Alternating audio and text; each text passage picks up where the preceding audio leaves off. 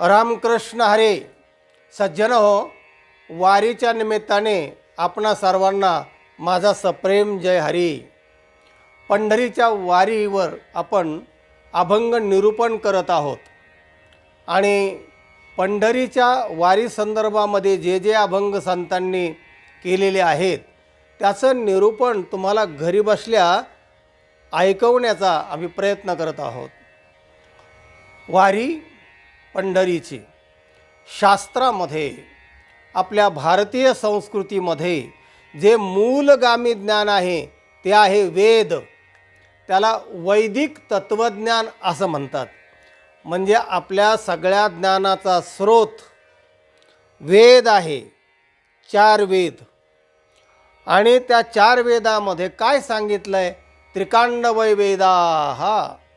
सगळ्या वेदामध्ये 3 कांड महत्त्वाचे आहेत. पहिलं आहे ज्ञान, उपासना आणि कर्म. म्हणजे हे 3 कांड महत्त्वाचे आहेत. तर पहिलं आहे ते आहे कर्मकांड. कर्मकांड म्हणजे कर्मेंद्रियाने जे काय केल्या जातं त्याला कर्मकांड असं म्हणतात.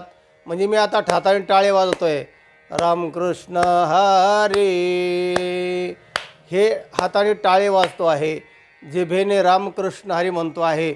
म्हणजे कर्मेंद्रियद्वारा जी काय भक्ती केल्या जाते, क्रिया केल्या जाते त्याला कर्म असं म्हणतात. म्हणजे कर्मयोग सांगितलेला आहे. वारीमध्ये तो घडतो. पायाने पंढरी आपण वाटचाल करतो. म्हणजे पायसुद्धा कर्मेंद्रिय आहे. हाताने टाळ वाजवतो किंवा टाळे वाजवतो, टाळ वाजवतो, जे काय असेल ते हाताने कर्म घडतं. वाचेने नामस्मरण घडतं. डोळ्याने सगळ्या संतांच्या भेटीगाठी आणि सर्व पंढरीचा सोहळा पाहायला मिळतो. या सगळ्या गोष्टी कर्मेंद्रियाने वारीमध्ये घडतात. कर्माच्या नंतर येतो भाग उपासनेचा. म्हणजे याच्या आतमध्ये मन आहे. मन, बुद्धी, चित्त आणि अहंकार हे अंतःकरण चतुष्टयम हे आतले उपकरण आहेत. ते सुद्धा मनाने आपली वारी घडते. कारण मनात असेल तरच तनामध्ये येईल ना.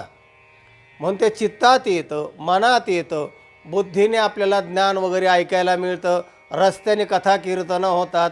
म्हणजे उपासना पण होते, नाम घडतं.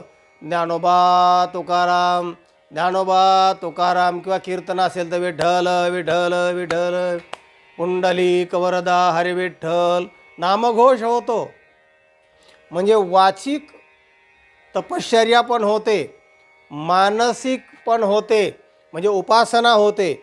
आणि ज्ञान म्हणजे बौद्धिकसुद्धा आपणाला रस्त्याने ऐकायला मिळतं.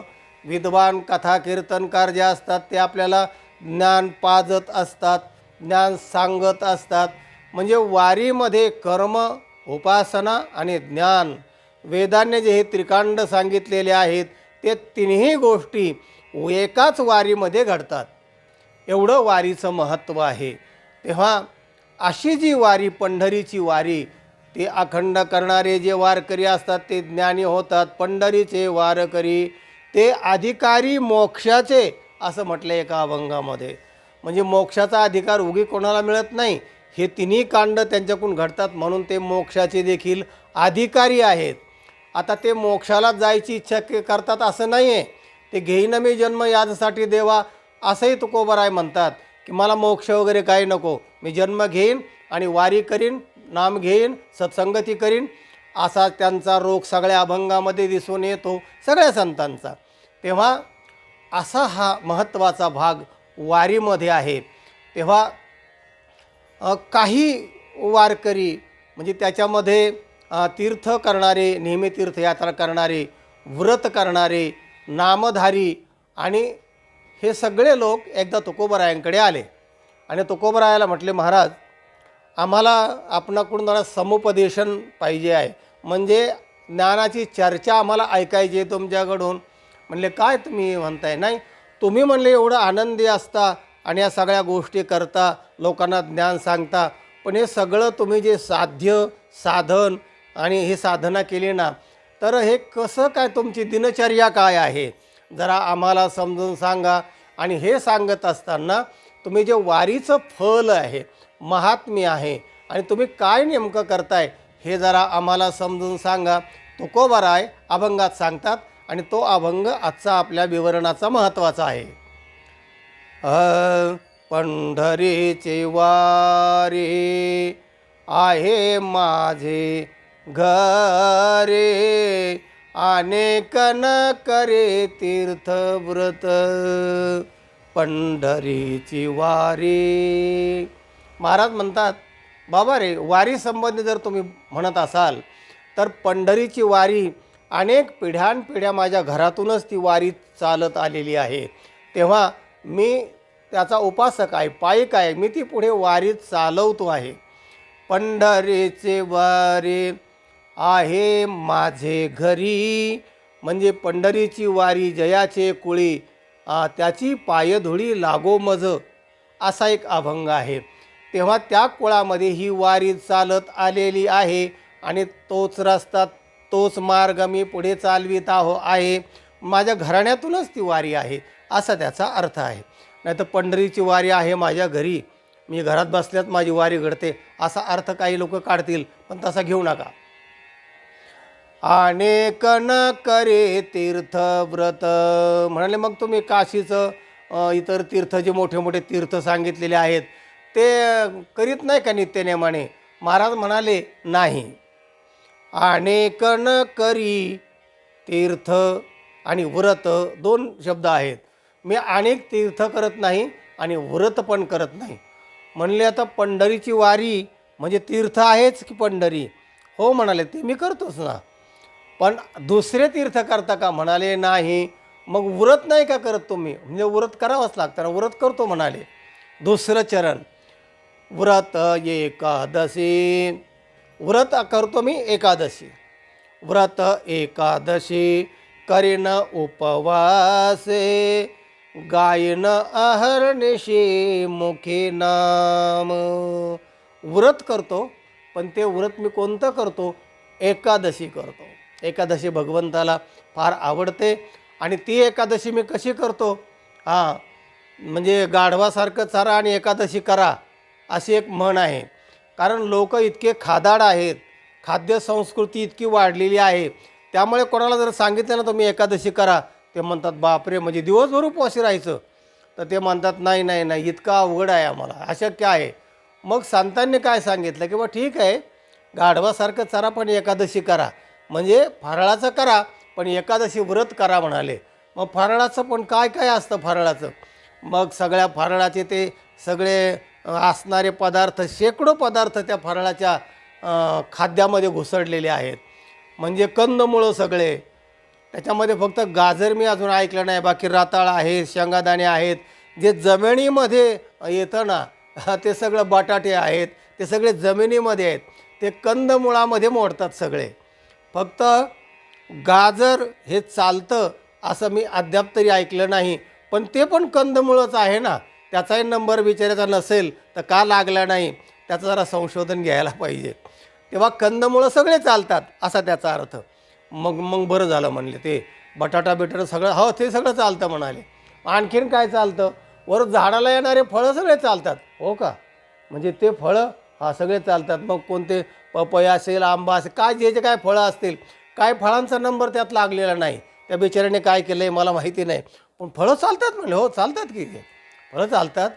आणखीन काय काय चालतं? म्हणजे साबुदाणा चालतो, राजगिरा चालतो. म्हणजे हे तृण सदृश्य जे आहेत ना, कारण 3 प्रवर्ग आहेत, झाडी, वेली आणि गवत. तर हे गवतामध्ये या प्रवर्गात मोडतात.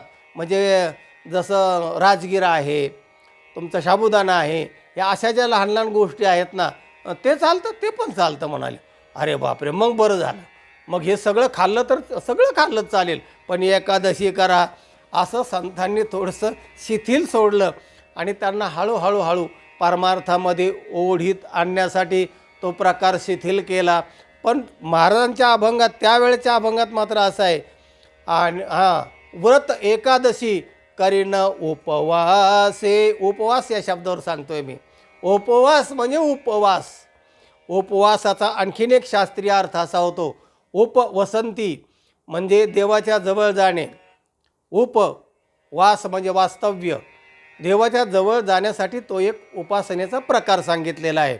अन्न वर्ज, पाणी वर्ज अशी एक एकादशी आहे, तिला निर्जला एकादशी म्हणतात.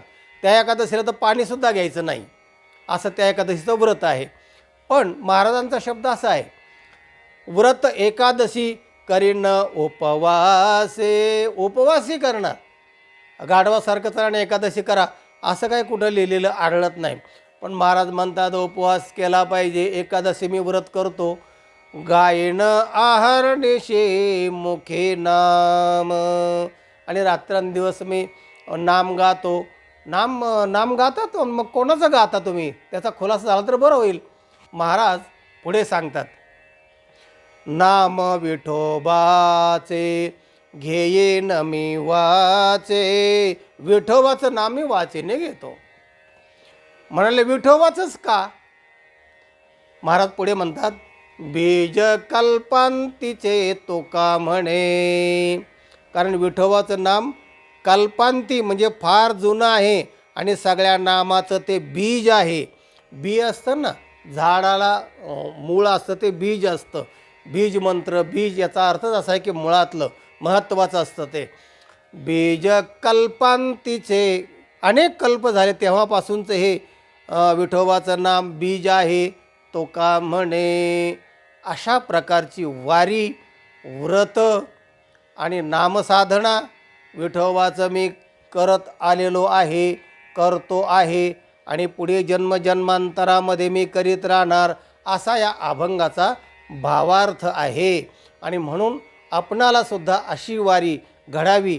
अनेक वर्षानुवर्ष आम्ही त्या वाऱ्या केल्या, दिंड्या काढल्या, 12-12, 15-15 वर्ष दिंड्या चालवल्या.